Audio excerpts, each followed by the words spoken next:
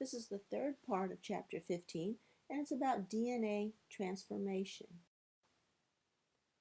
So the first one we'll talk about will be transforming bacteria. So what exactly happens during cell transformation? Well, during transformation, what happens is a cell actually takes in DNA from outside the cell. And sometimes it's DNA from another type of organism. And then that DNA becomes interspersed or a component of the cell's DNA. Here's an example of transformation that happened with bacteria. And if you remember this, this was an experiment that we talked about when we were trying to get the information that proved that DNA was the transforming material. Do you remember the scientist that did this experiment? I hope you remember that it was Griffith. Okay, so when you transform bacteria, the foreign DNA is joined to a small circular DNA molecule that's known as a plasmid. Okay. They're found naturally in some bacteria and have been very useful for DNA transmission or transformation. Okay. Now this plasmid has a marker on it, or a genetic marker on it, and that would be a gene that makes it possible to distinguish the bacteria that carry that plasmid and the foreign DNA from those that don't. So you're able to tell which one is which. Okay, so during transformation, a cell incorporates DNA from outside the cell into its own DNA. One way is to use bacteria to produce the human growth hormone is to insert a human gene into a bacterial gene. Okay, so the new combination of genes is then returned to a bacterial cell, and then the bacterial cell replicates over and over and will have that DNA in it. So here we go. We have the human cell and we have the bacterial cell, and we use EcoR1. It cuts it in the same spot, so it cuts the plasmid DNA and it cuts the human cell DNA.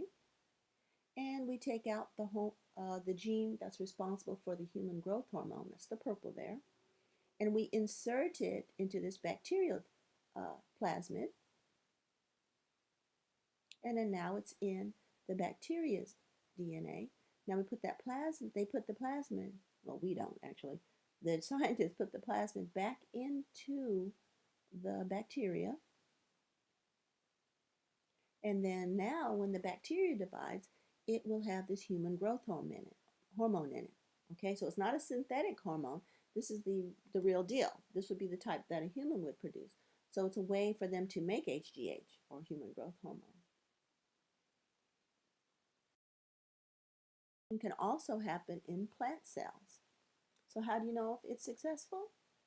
Well, if the transformation is successful, that DNA is integrated into one of the chromosomes of the cell.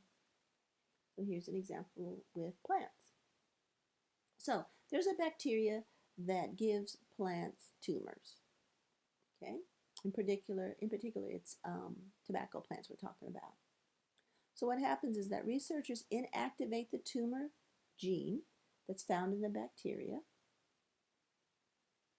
and then a piece of foreign DNA is inserted into the plasmid.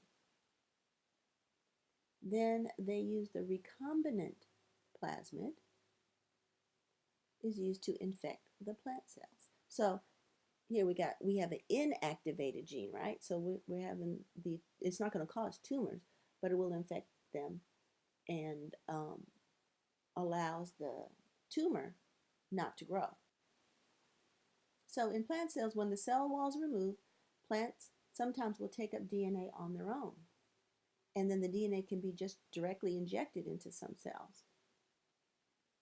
Okay?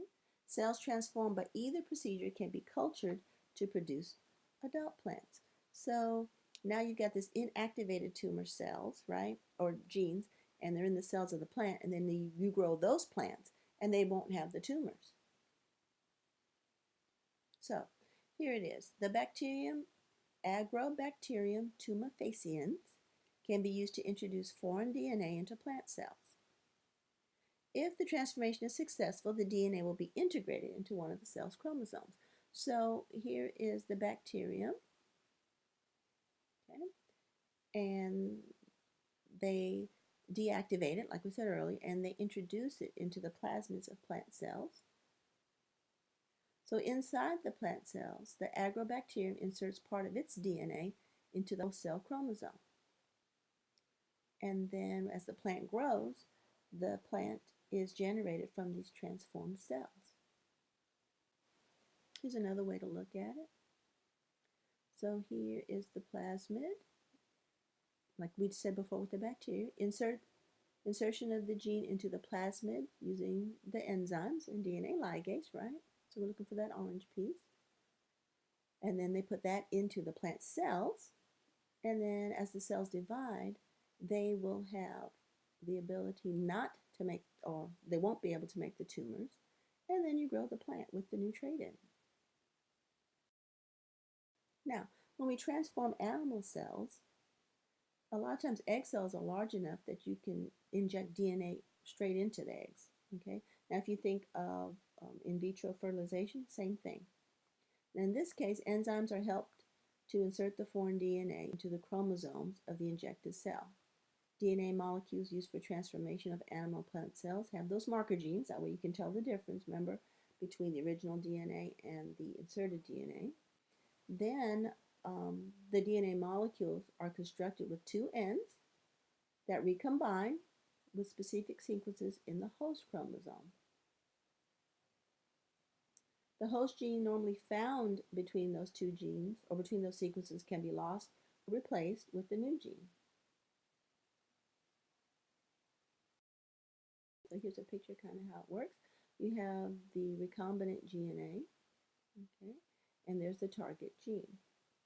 So those are the sequences, those are the markers, the green and the yellow genes are the marker genes. So we know that that's where it wants to be placed into. Okay.